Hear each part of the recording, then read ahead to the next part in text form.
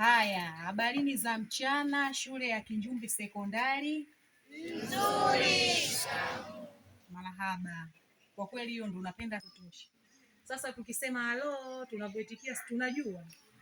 Tunajua au hatujui, tumesahau. Tumesahau na Ramadhani na Kwaresma Basi tukisema halo kiutaratibu tunasema yes. Sasa 1900 mimi nikiwa na nyinyi wa 2000 sawa sawa. Mtanishangaza hapo vipi? Basi halo. Yes.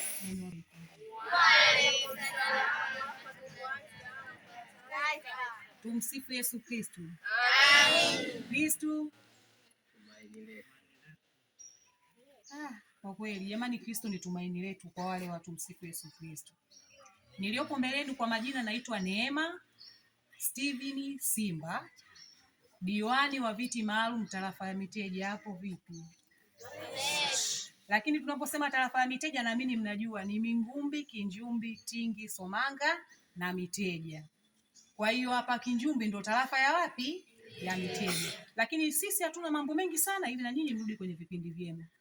Kama ilivyo walivyotangulia kusema wale wa awali, dhamira ni kuja kuleta iftari kwa wale waliofunga Kwaresma na Ramadhani. Tunajua ni kipindi cha mfungo. Mheshimiwa wetu mbunge wa jimbo la Kilwa Kaskazini anaitwa Kinjeketile Kingunge Ngombale Mwilu, akasema katika shule ambazo anazifikiria, anapenda, anatamani ifike iftari ikiwepo na shule ya wapi? Kinjumbi. Kwa hiyo binafsi anawasalimu sana, anawapenda sana, anawatakia kila laheri kwenye mwezi huu mtukufu, si ndio Amen. Lakini pia mimi binafsi niwaambie nyie, tujitahidi sana kwenye kusoma. Wanasema kwenye dunia ya leo, soma sana kama vile utaishi, soma sana kama vile utaishi milele. Lakini omba Mungu sana kama vile unakufa. Yes. Yaani soma sana kama utaishi milele, lakini omba Mungu kama unakufa. Yes, huo ndo utaratibu. Kwa hiyo tujitahidi kusoma sana, lakini tufanye ibada sana. Tunasema hata kama sio kufunga basi acha, ndio Ndio. Hata kuiba, kudanganya, kuzurumu nacho sio kitu kizuri. Kwa hiyo unabadilika.